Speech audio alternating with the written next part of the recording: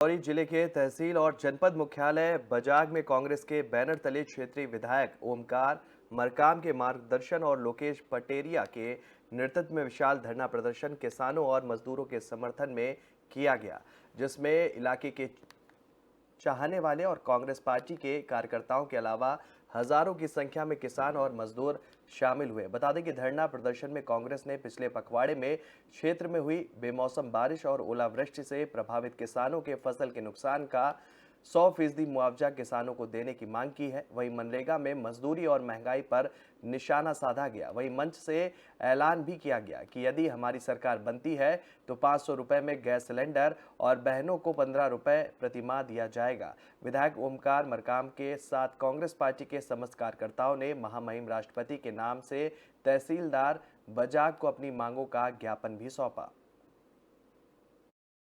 आज किसान हमारे परेशान हैं। अतिवृष्टि ओलावृष्टि से सही उनकी मुआवजा के लिए सर्वे नहीं हो रहा है। किसानों की बात नहीं सुनी जा रही है। इसके लिए आज प्रमुख रूप से हम लोग यहाँ पर एकत्रित होकर के मांग किए हैं। साथ में जो रोजगार गारंटी का हमारा 100 दिन का अधिकार है वो हमें नहीं मिल रहा है। जो मजदूरी काम किए हैं वो हमारे लोगों को नहीं मिल रहा है। पीने की पानी की समस्या है, बिजली गांव में नहीं है, नौजवानों को रोजगार की समस्या नहीं मिल पा रहा है। आज रोजगार के लिए नौजवान परेशान हैं। आज हमारे गांव का युवा सब लोग परेशान हैं। इन सब मांगों को लेकर के हम यहाँ पर आज धरना प्रदर्शन करके तहसील की घेराव किए हैं और ज्ञापन दिए हैं और महामहिम राष्ट्रपति महोदय जी से अनुरोध किए हैं कि प्रदेश सरकार को निर्देशित करने की कृपा करें कि जनता की बात सुनी जाए और जनता की आवाज़ को प्रदेश की सरकार और देश की सरकार माने। यदि इस मांग को सरकार नहीं मानती तो आगे क्या कदम उठेगी? निरंतर हम संघर्ष कर रहे हैं। लोकतंत्र में वैसे केंद्र की और प्रदेश की सरकार जनता की बात को पूरी तरह से रोकने का काम कर रहा है। जनता की आवाज़ उठाने वाले जो विपक्ष के रूप में हमारे काम करते हैं उनको रोकने का काम किया जाता है। तरह तरह के ईडी सीबीआई के माध्यम से उनको डराने का काम किया जा रहा है। लोकतंत्र में तानाशाही चलाने की कोशिश कर रहे हैं। हमारे नेता राहुल गांधी जी देश के गरीब जनता की आवाज़ संसद में उठाए, उनको तरह तरह के परेशान किया जा रहा है, सदस्यता समाप्त किया गया। इस तरह के जो आज देश के अंदर लोकतंत्र विरोधी लोग हैं वो लोकतंत्र को बर्बाद करने में लगे हैं। पर हम कांग्रेस के पूरे देश के कार्यकर्ता लोकतंत्र को बचाने के लिए मैदान में हैं, गरीब आदमी के साथ खड़े हैं। रामनवमी पर हुए हादसे के बाद से ही इंदौर नगर निगम एक्शन मोड में है और नगर निगम के द्वारा कई कुओं और बावड़ियों पर कार्रवाई की गई है। इसके बावजूद कई जगह ऐसी है जहां पर नगर निगम का ध्यान नहीं है। मामला इंदौर के एरोड्रम थाना क्षेत्र के नगीन नगर कॉलोनी का है, जहां पर एक बरसों पुराना कुआं है जो धंसने की स्थिति में है। कुआं के साथ साथ आसपास बने मकानों की नींव भी अब धंसने लगी है, जो कि कभी भी किसी बड़े हादसे का कारण बन सकती है।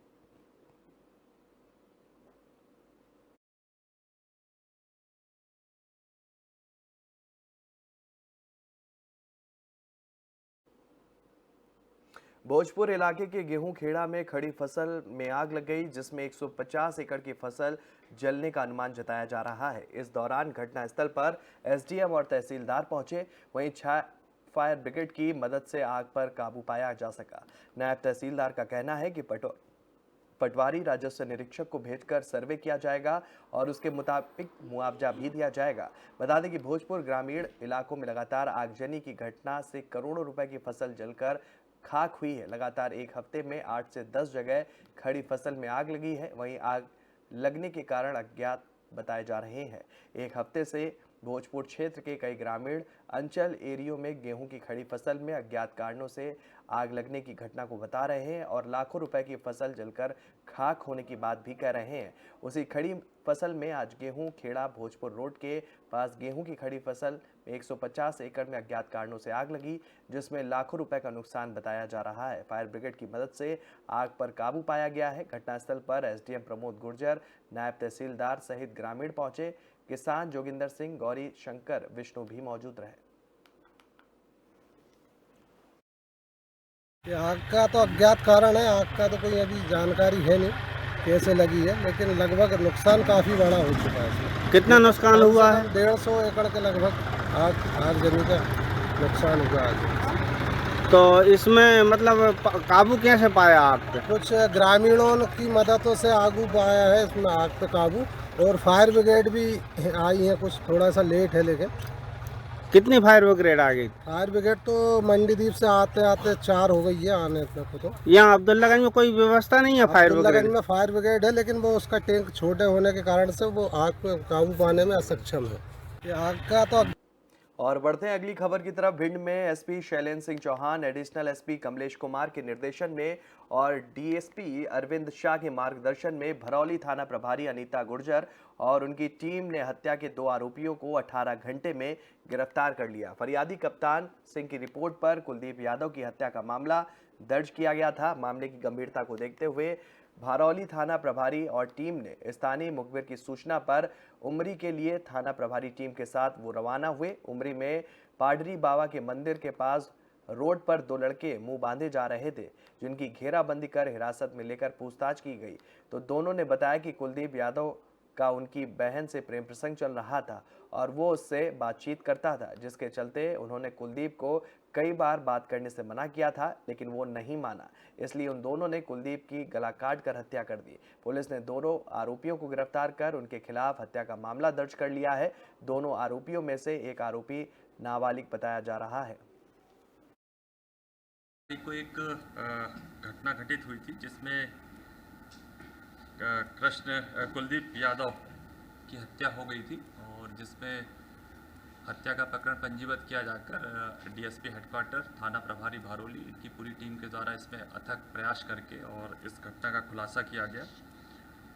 और इसमें मामला यह निकल के आया कि जो मृतक है, मृतक का उसकी रिश्ते में जो मामी है उससे प्रेम प्रसंग चल रहा था और ये बात जो मामी के भाई को पता चल गई थी और उसने 1-2 बार उसको समझाने का भी प्रयास किया, तो चूँकि माना नहीं तो इसी बात पर से ये मामी का जो भाई है वो कुलदीप के घर गया और वहाँ से उसको अपने दोस्त के साथ में भिंड आने का कहकर लेकर आया और रास्ते में बेशली नदी के किनारे रोककर बाइक से थे तो रोककर उसका ब्लेड के द्वारा गला काटा गया और फिर इस प्रकार घटना को अंजाम दिया गया था।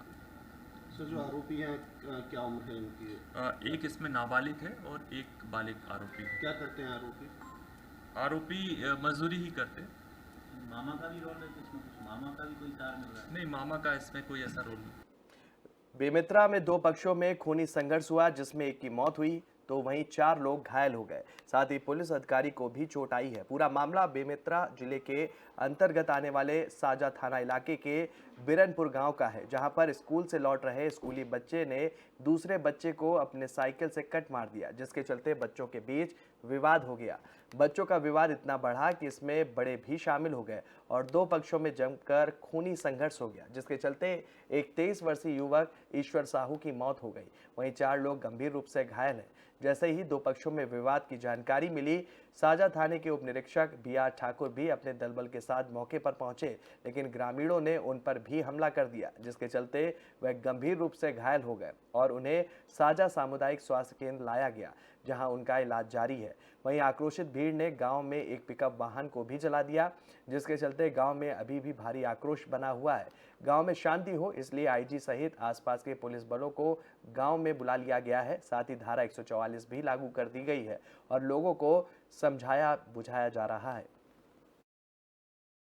सुबह हुआ है जिसमें 2 पक्षों में झगड़ा हुआ है और इस विवाद बहुत बढ़ गया है और इसमें एक 23 साल का लड़का है, उसकी मृत्यु हो गई है और इसके बाद बॉडी निकालने के लिए जब पुलिस टीम आई है उन पर भी हमला हुआ है, जिसमें एएसआई ठाकुर उनको सिर पर गंभीर चोट आई है जो अभी वर्तमान में हॉस्पिटल में है और अन्य 2 पुलिसकर्मियों को भी चोट लगी है, जिस पर मौके पर तुरंत मैं और कलेक्टर साहब और तमाम अधिकारी पहुंचे हैं और गांव वालों को काफ़ी देर समझाइश दी गई है। पूरे घटनाक्रम को देखने से ये मालूम पड़ता है कि ये पूर्व नियोजित कार्यक्रम था।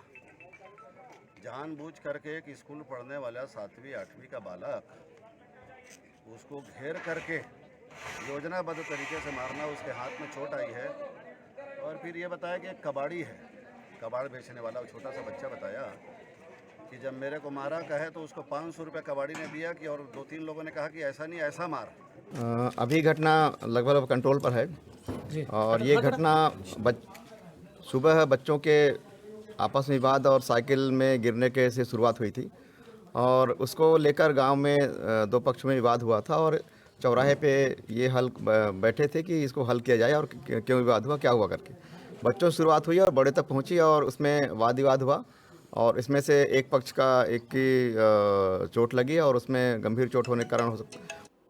एमपी के जबलपुर के ग्वारी घाट में नर्मदा नदी के जल पर चलने वाली एक महिला का वीडियो सोशल मीडिया पर तेजी से वायरल हो रहा है। महिला की एक झलक पाने के लिए ग्वारी घाट नर्मदा तट पर हजारों की संख्या में भीड़ उमड़ रही है।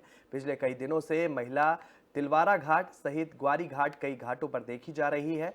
नर्मदा परिक्रमा करने निकली ये महिला जबलपुर में खूब चर्चा का विषय भी बनी हुई है।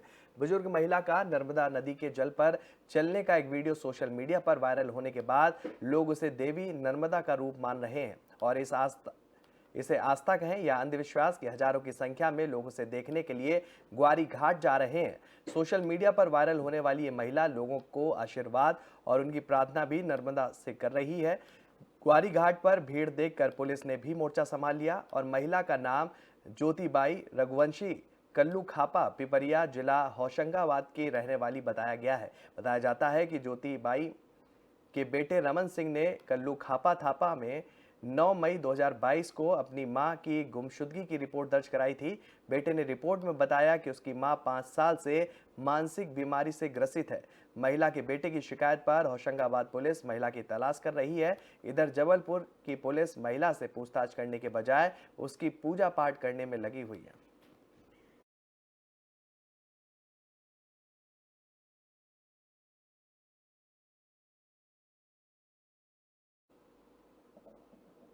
ग्यारसपुर नेशनल हाईवे के पास दो कार आपस में टकरा गई, जिसमें 2 लोगों को मामूली चोटें आई हैं, जिन्हें उपचार के लिए ग्यारसपुर हॉस्पिटल पहुंचाया गया। प्रधान ने बताया कि बस विदिशा से सोनपुर जिला सागर जा रही थी और इसमें श्रद्धालु विदिशा में चल रही बागेश्वर धाम की कथा में सम्मिलित होकर घर वापस लौट रहे थे।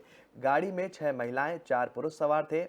वहीं दूसरी गाड़ी सागर से भोपाल की ओर जा रही थी, जिसमें 5 लोग सवार थे और उनमें से केवल एक महिला को मामूली चोटें आई हैं।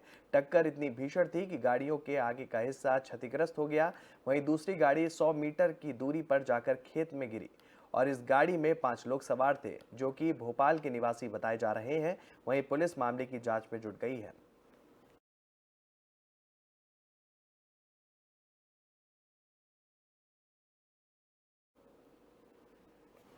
रतलाम किसान कांग्रेस जिला अध्यक्ष राजेश भरावा और जिला कांग्रेस कमेटी अध्यक्ष रतलाम ग्रामीण कैलाश पटेल के साथ महिला कांग्रेस युवा कांग्रेस NSUI ने किसानों के मुआवजे के लिए और हड़ताल पर चल रहे सभी कर्मचारियों के समर्थन में प्रदर्शन किया।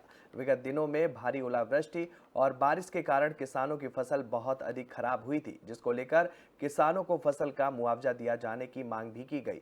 साथ ही सहायक सचिव ट्रांसफर नीति आयोग की जाए और उसको नियमित किया जाए। आंगनवाड़ी सहायिका और कार्यकर्ता को भी नियमित किया जाए। ये सरकार की सभी योजनाओं का कार्य करती है और इसलिए इन सभी का वेतन भी बढ़ाया जाए और शासकीय विभाग में जो पद खाली पड़े हैं उन सभी पदों में युवा भर्ती किए जाए, ऐसी भी मांगे की गई। इस दौरान पुलिस ने सभी कांग्रेसी पदाधिकारियों और कार्यकर्ताओं को गिरफ्तार किया। वहीं कार्यकर्ताओं की ओर से जमकर सीएम शिवराज सिंह चौहान के खिलाफ नारेबाजी भी की गई। कांग्रेस के जिला अध्यक्ष ने कहा है कि शिवराज सिंह घोषणा करके चले जाते हैं और उन घोषणाओं को यहां से जाने के बाद कोई नहीं पूछता। विदेशी बनते किसान के बेटे बनते हैं, लेकिन 3 साल में एक भी मुआवजा राशि नहीं दी। दूसरी बात, हमारे युवाओं को बेरोजगार कर रखा है और बार बार कहते हैं कि मैं युवाओं को रोजगार दूंगा, नौकरी दूंगा। अभी तक किसी को नौकरी नहीं रही थी। हमारी उषा और आंगनवाड़ी कार्यकर्ता को बिल्कुल बेघर कर रखा है। उनको जो तनख्वाह मिलती है 2 या 3 हजार रुपए जो मानदेय मिलता है वो भी समय पे नहीं मिलता और उनसे सारी योजनाओं काम करा रहे हैं। ऐसे कई मुद्दों को लेकर हम माननीय मुख्यमंत्री जी से मिलना चाहते हैं, लेकिन माननीय मुख्यमंत्री जी डर रहे हैं। वो सच से सामना करने की उनमें हिम्मत नहीं है। आज वो कांग्रेस के कार्यकर्ता उनको सामने सच बात रखना चाहते हैं। हमारा उनसे कोई विरोधी, वो प्रदेश के मुखिया है, लेकिन सच बात बताना हमारा लोकतांत्रिक अधिकार है। लेकिन पुलिस को आगे कर दिया है, चारों तरफ पुलिस की गाड़ियां लगा दी है। कहीं न कहीं मुख्यमंत्री जी डर रहे हैं, इसलिए वो हमसे नहीं मिल रहे हैं। हम उनसे मिलना चाहते हैं और हम मिलेंगे। तो फिलहाल इस बुलेटिन में मेरे साथ इतना ही। देश और दुनिया से जुड़ी हुई तमाम खबरों के लिए आप बने रहिए FM न्यूज के साथ।